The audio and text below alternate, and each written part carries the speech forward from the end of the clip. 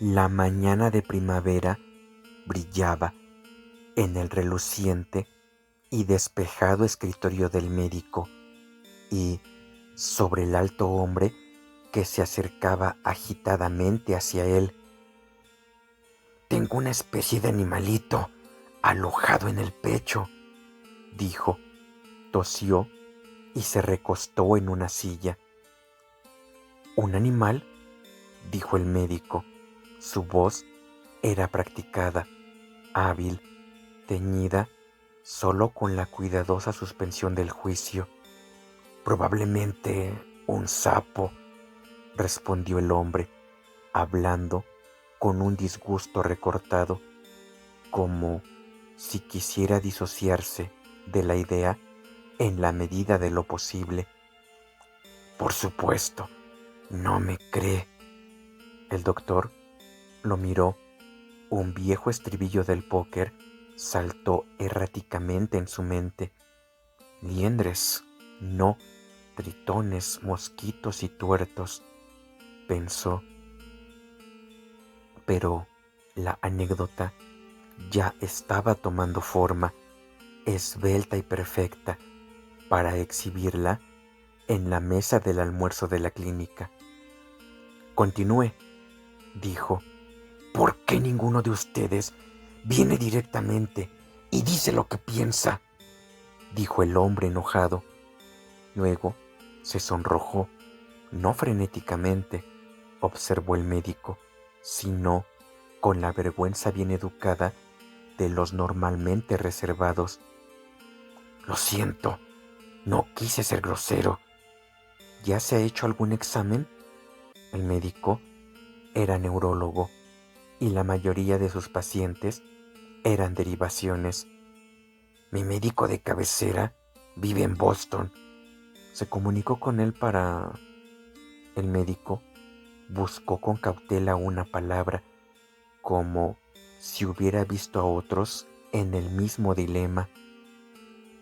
«Primero pasé por la rutina: fluoroscopio, metabolismo, electrocardiógrafo, incluso gastroscopía».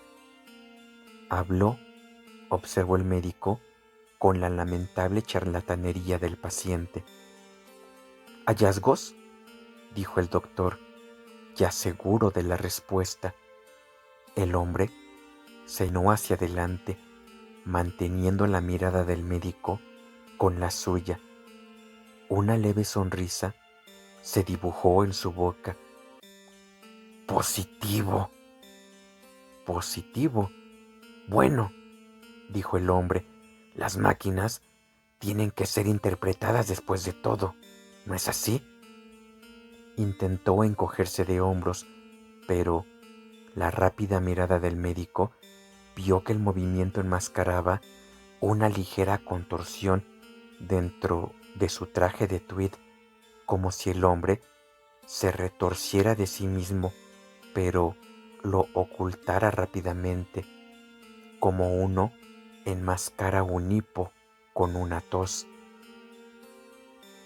«Un curioso aleteo en el electrocardiógrafo, una extraña variación en el metabolismo, una sombra extraña bajo el fluoroscopio». Volvió a toser y se tapó la boca con delicadeza, pero esta vez el médico lo vio claramente, el leve movimiento de encogimiento. «¿Ya ve?», agregó el hombre, sus ojos impotentes y de disculpa por encima de la cortés mano que lo cubría. «Está vivo, viaja». «Sí, sí, por supuesto», dijo el médico, ahora con dulzura. En su mente pendía la palabra, ovoide y perfecta, como una gota de agua a punto de caer. Obsesión, un hermoso caso. Volvió a pensar en la mesa del almuerzo. «¿Qué le recomendó su médico?», dijo. «Un lugar con más recursos, como la Clínica Mayo». Fue entonces cuando le dije que sabía lo que era, ¿Y cómo lo adquirí? El visitante hizo una pausa. Entonces, por supuesto, se vio obligado a fingir que me creía. ¿Forzado?, dijo el doctor. Bueno, en realidad, supongo que sí me creyó. La gente tiende a creer cualquier cosa en estos días. Toda esa información de los medios de comunicación les da el hábito. Se necesita un individuo fuerte para no creer en la evidencia. El médico estaba confundido y molesto.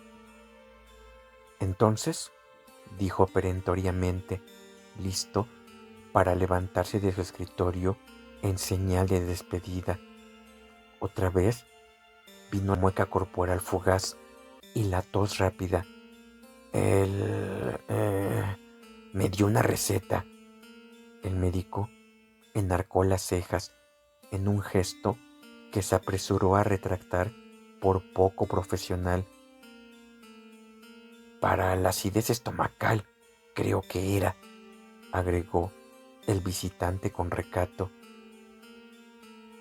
Echándose hacia atrás en su silla, el médico dio unos golpecitos con un lápiz en el borde del escritorio. Le sugirió que buscara ayuda en otro nivel. Muchos lo han sugerido, dijo el hombre. Pero no soy psiquiatra, dijo el doctor irritado. Oh, lo sé. Verá, vine a usted porque tuve la suerte de escuchar una de sus conferencias en la academia, la de excesivo énfasis en las causas no somáticas del trastorno nervioso. Se necesita un hombre fuerte para ir a contracorriente de esa manera, un incrédulo, y eso es lo que más necesito. El visitante se estremeció, esta vez dejando que el escalofrío pasara sin control.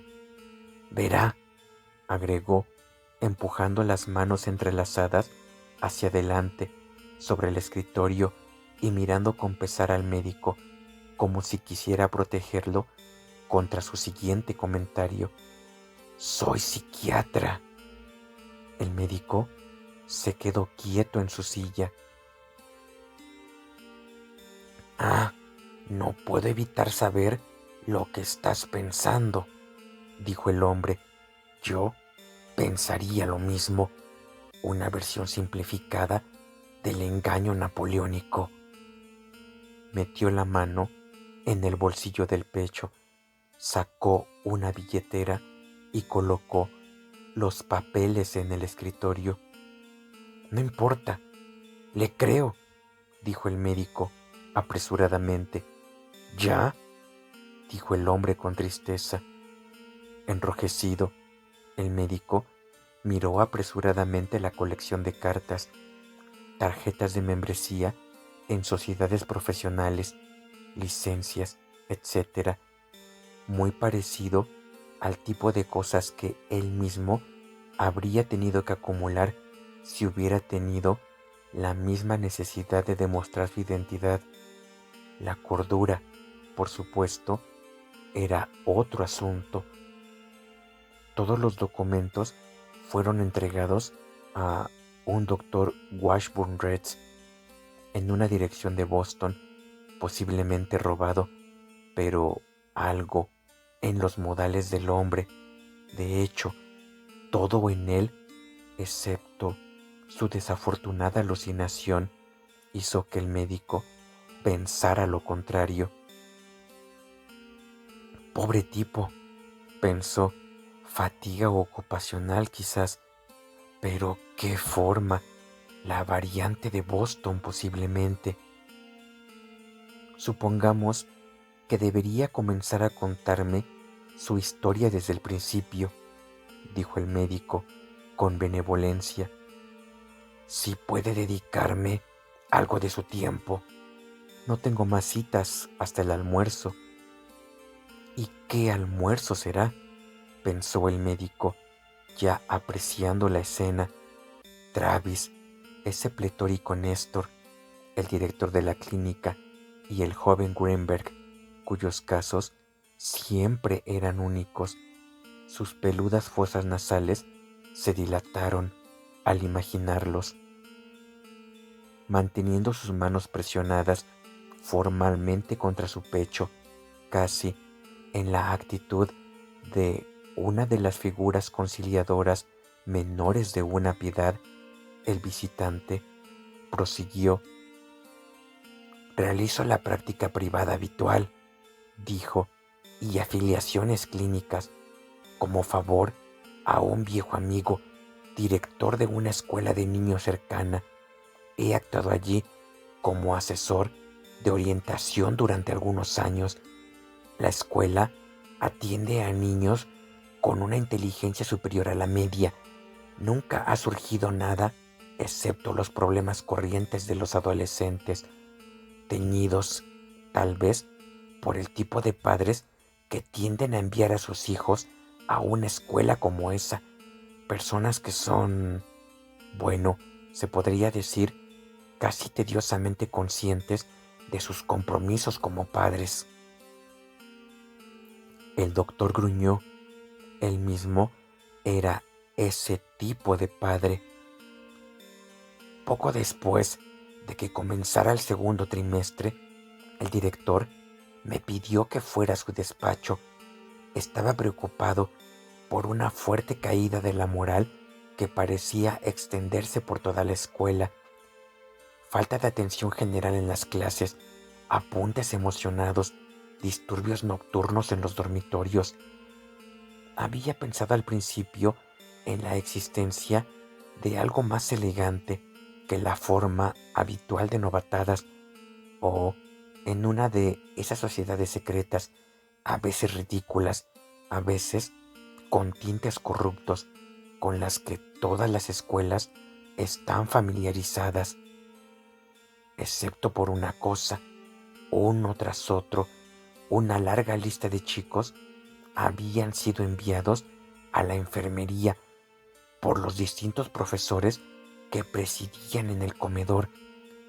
Cada uno de los muchachos había mostrado una marcada debilidad, algo que el médico residente llamó todos los estigmas del puro susto y una total falta de voluntad para confiar.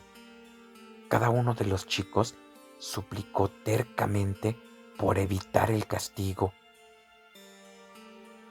Lo interesante fue que cada niño se recuperó en poco tiempo y solo después de que otro niño se enfermara.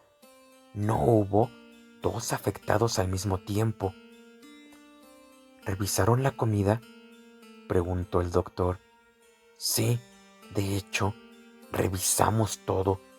Según mi amigo, los problemas parecían haber comenzado con la llegada de un niño, John Hallowell, de unos 15 años, que había llegado a la escuela más tarde en el trimestre, con la típica historia de haber escapado de otras 4 escuelas.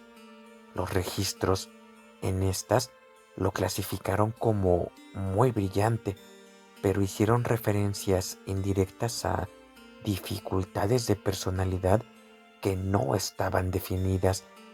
La escuela de mi amigo, normalmente bastante independiente, lo aceptó por insistencia del viejo Simon Hallowell, el tío del niño, que es fideicomisario. Su hermano, el padre del niño, es un conocido libertino cuyas hazañas han alimentado los tabloides durante años.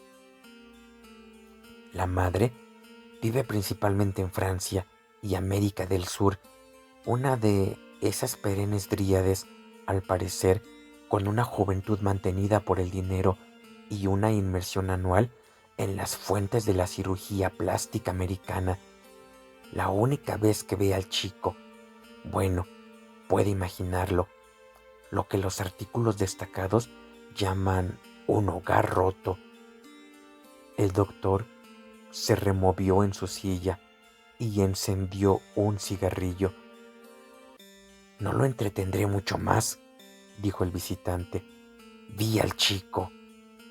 Un violento ataque de tos lo interrumpió. Esta vez, su curioso movimiento de contorsión pasó francamente sin disimular. Se levantó de su silla y se paró junto a la ventana, agarrándose al alféizar y respirando con dificultad hasta que recuperó el control y continuó tirando inconscientemente de su cuello con una mano.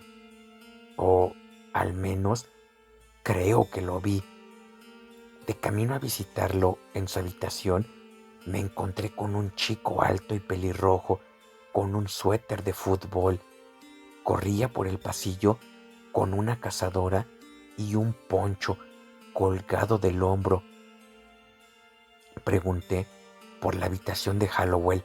Señaló con el pulgar por encima del hombro la puerta que estaba detrás de él y siguió adelante. Nunca se me ocurrió. Esperaba algún pandillero adenoide o con acné, o uno de estos pequeños siniestros con caras de ángel llenas de sensibilidad neurótica. La habitación estaba vacía, excepto por su meticulosa pulcritud. No había nada inusual en ella.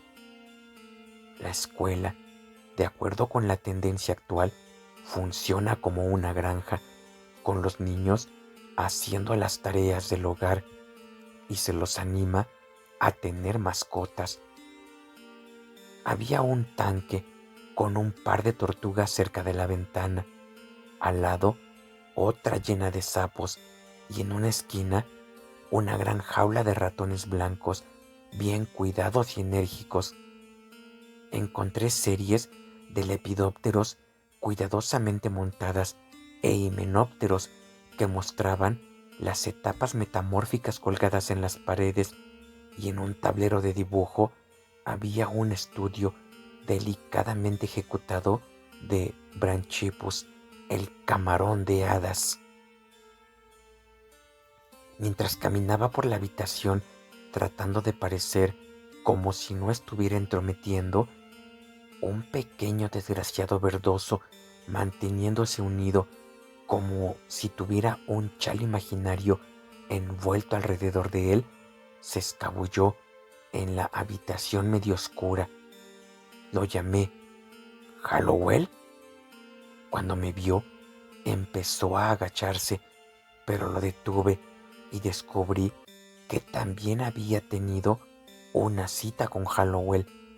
Cuando quedó claro, por su descripción, que Hallowell debía de ser el pelirrojo que había visto marcharse, el pobre pilluelo rompió a llorar. Ahora nunca me libraré de él, gimió. A partir de este momento, no fue difícil entender toda la sensiblería. Parece que poco después de la llegada de Hallowell a la escuela, adquirió una reputación de habilidad inusual con los animales y de una tradición que impresionaría a los ingenuos. Hizo circular el rumor de que podía tragar animales pequeños y regurgitarlos a voluntad. En realidad, nadie lo vio tragar nada, pero parece que en un parloteo con otro chico que había mostrado cinismo sobre todo el asunto, se afirmó que Hallowell, bueno, se había despojado de algo y se lo había pasado al otro, con la declaración de que este último solo podía deshacerse de su cargamento cuando a su vez encontrara un niño que no le creyera.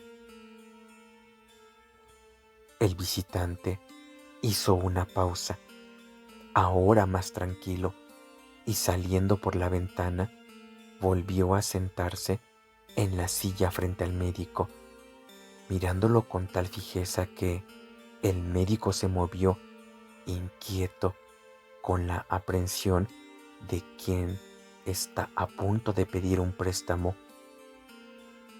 Mi mente se centró en el tipo de cosas elementales que todos hemos hecho a veces. Ya sabes, un círculo de niños en la oscuridad, un trozo de coliflor cocida, pasó de mano en mano con la declaración de que el material es el cerebro fresco de algún neófito que no se había tomado en serio su iniciación. Mi joven informante se llamaba Moulton. Juró, sin embargo, que esta histeria, porque por supuesto eso es lo que yo pensaba, se transmitía individualmente, de niño a niño, sin tales sesiones. Había estado en casa para visitar a su familia, que son misioneros, y había sido infectado por su compañero de cuarto a su regreso a la escuela, sin saber que, para ese momento, todos en la escuela se habían convertido en creyentes en masa. Su propio terror llegó no solo por su convicción de que estaba poseído, sino por su incapacidad para encontrar a alguien que aceptara su desafío, y así, finalmente, había venido a Hallowell. Para entonces, la habitación se estaba oscureciendo y encendí la luz para ver mejor a Moulton, excepto por un escalofrío ocasional, como un tic corporal que tomé como las secuelas de un llanto intenso. Parecía un niño bastante sano que se había vuelto loco de miedo. Recuerdo que ya se estaba formando en mi mente una pequeña monografía pulcra, un estudio grupal sobre psicosis de masas, tal vez con referencias antropológicas efectivas a ciertas tribus salvajes cuyas danzas incluyen un rito conocido como comer el mal. El niño me estaba mirando. ¿Me cree?, dijo de repente. Señor, añadió con una ingenua astucia que me hizo cosquillas. Por supuesto, dije, dándole una palmada en el hombro distraídamente. En cierto sentido, su hombro se hundió bajo mi mano. Sentí su temblor, la miseria, palpitando entre mis dedos. Pensé que tal vez para un hombre no sería. Su voz se apagó. ¿Ser lo mismo? No lo sé, dije lentamente, porque, por supuesto, estaba respondiendo no a su pregunta real, sino a un significado que se me escapaba. Levantó la cabeza y me rogó en silencio. ¿Fue astucia o sencillez lo que había en su mirada? No sé. He repasado lo que hice entonces, una y otra vez, usando todo mi propio conocimiento de la mecánica de la decisión.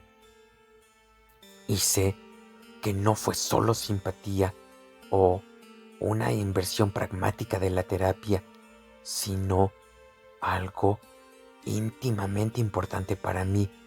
Eso me hizo gritar con todas mis fuerzas. ¡Claro que no te creo! Moulton, con la cara contorsionada, cayó sobre mí tan repentinamente que tropecé hacia atrás, haciendo que el tanque de sapos se estrellara contra el suelo. Sosteniéndolo con mis brazos, me colgué de él mientras jadeaba boca abajo. Al mismo tiempo, sentí una sensación de cosquilleo y deslizamiento en mi propio oído y un deseo desmesurado de seguirlo con mi dedo, pero mis dos manos estaban ocupadas. No pasó un minuto hasta que lo subí al sofá, donde se dejó caer un poco pálido alrededor de la boca, pero con esa mirada castigada y purificada de los aliviados físicamente. aunque en realidad no se había mareado. Todavía mirándolo, me agaché para limpiar los escombros, pero él saltó del sofá con una resistencia asombrosa. «Déjeme ayudarlo», dijo. «¿Te sientes mejor?».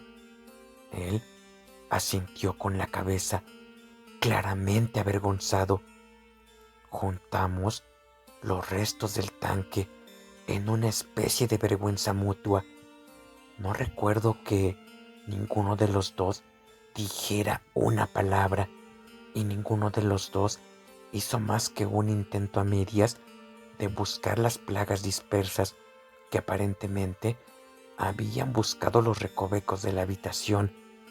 En la puerta nos separamos, murmurando unas buenas noches tan formales como fue posible entre un hombre adulto y un niño pequeño. No fue hasta que llegué a mi habitación y me senté que me di cuenta de que no solo de mi propio comportamiento extraordinario, sino de que Moulton, de pie, como recordé de repente, por primera vez completamente erguido, me había dirigido una mirada de lástima. Por costumbre, busqué el lápiz en el bolsillo del pecho para tomar notas lo más frescas posibles, y luego lo sentí, un movimiento deslizándose casi debajo de mi mano. Abrí mi chaqueta y me sacudí pensando que había recogido algo en la otra habitación, pero nada. Me senté muy quieto, agarrando el lápiz, y después de un intervalo volvió a sonar un avance incipiente, un gorjeo de movimiento casi indiferente, como de algo que avanzaba lentamente, pero esta vez en mi otro costado. Frenético, me quité la ropa, me inspeccioné salvajemente y me enumeré un abracadabra tranquilizador de explicación: latidos del corazón acelerados, presión intercostal de gas, etc. Me senté allí, desnudo, y después de un momento volvió ese movimiento acuático errante, como si algo se hubiera volteado para hacerme saber que estaba ahí, y luego se hubiera asentado, esta vez debajo del esternón, como un feto inconcebible. Salté y me sacudí de nuevo, y mientras lo hacía me vi en el espejo de la puerta del armario. Mi cara, mi propia cara, estaba entreabierta de miedo, y yo estaba parado allí, encorvado, como si llevara un chal imaginario. En el silencio, después de que la voz de su visitante se detuvo, el médico se sentó allí con la dolorosa vergüenza del oyente que ha jugado como confesor y cuyo comentario esperado es una responsabilidad que desearía haber evadido.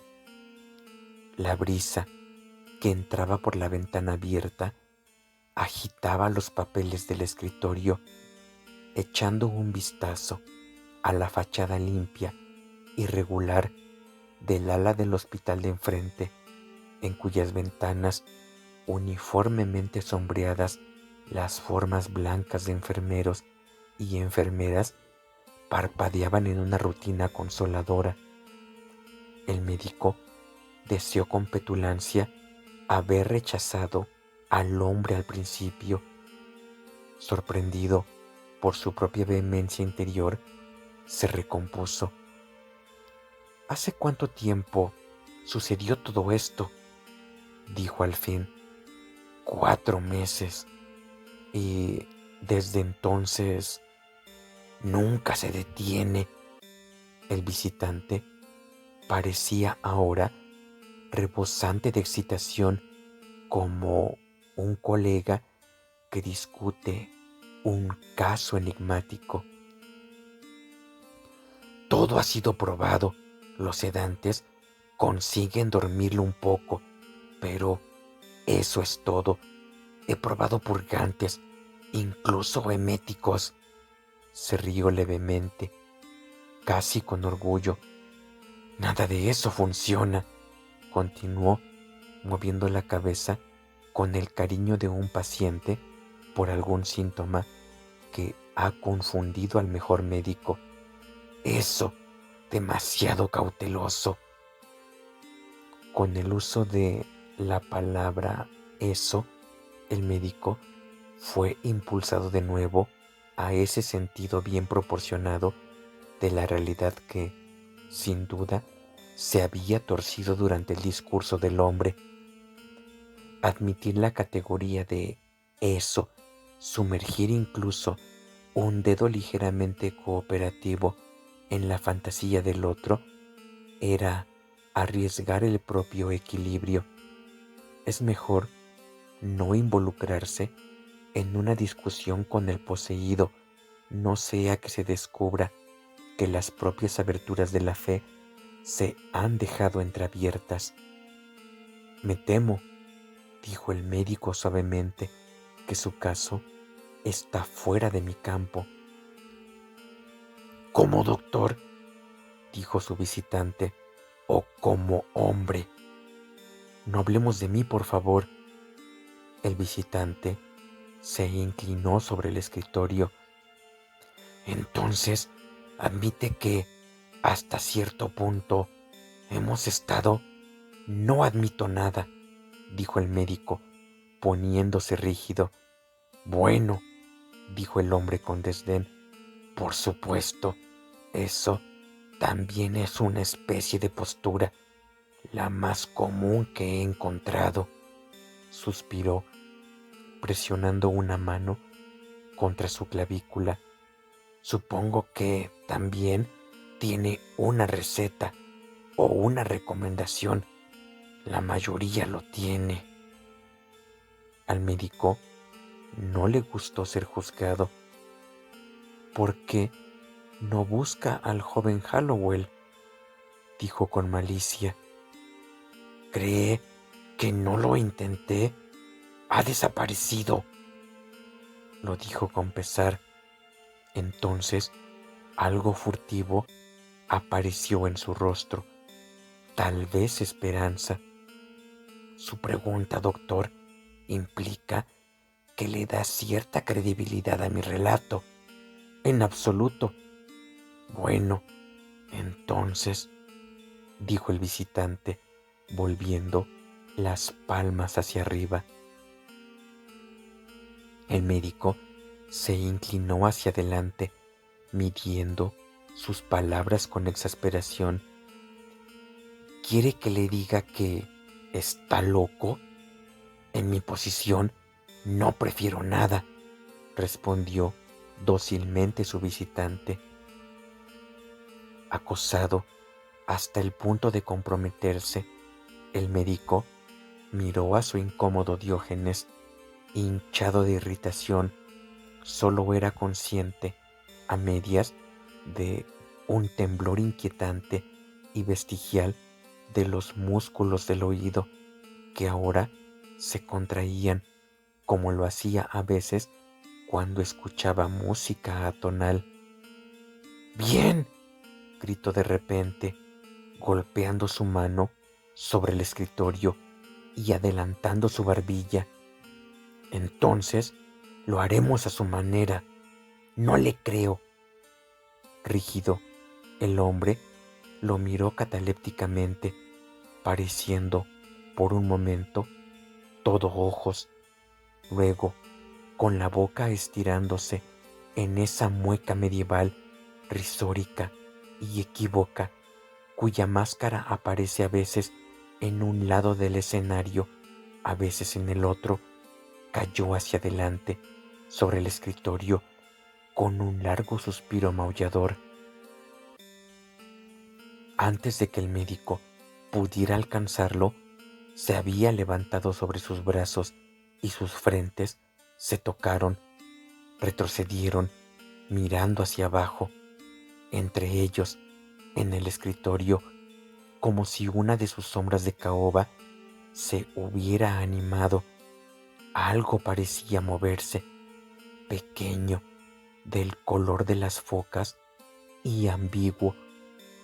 Por un momento fue de un lado a otro, arqueándose en una cruda y primordial indagación. Luego, dirigiéndose directamente hacia el médico, cuya mandíbula colgaba en un rictus de conmoción, desapareció de la vista. Salpicado, el médico golpeó el aire y su propia persona salvajemente con sus manos y se tambaleó hacia arriba de su silla. Una brisa soplaba hipnóticamente y el extraño le devolvía la mirada con una calma tan perversa que ya sentía una duda asaltante. Buscó a tientas sus sensaciones del minuto anterior, pero ya eran quiméricas. Ahora lo eludían como lo harían para siempre. Es increíble, dijo débilmente. Su visitante levantó una mano protectora, estrechándola fastidiosamente. Au contraire, respondió con delicadeza.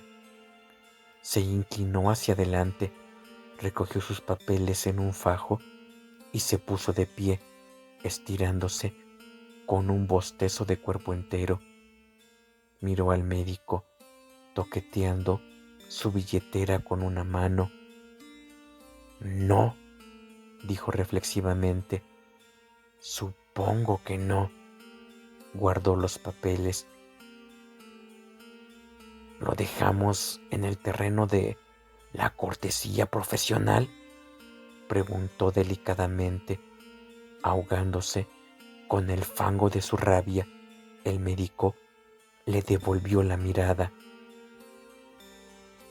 Moviéndose hacia la puerta, el visitante se detuvo. Después de todo, dijo, con sus contactos, trate de pensar en ello como un inconveniente temporal. Cerró la puerta detrás de él. El médico se sentó en su escritorio, encorvado hacia adelante. Sus manos se deslizaron hasta su pecho y se cruzaron. Tragó experimentalmente. Esperaba que fuera rabia. Se sentó allí, esperando, pensando en la mesa del almuerzo de la clínica.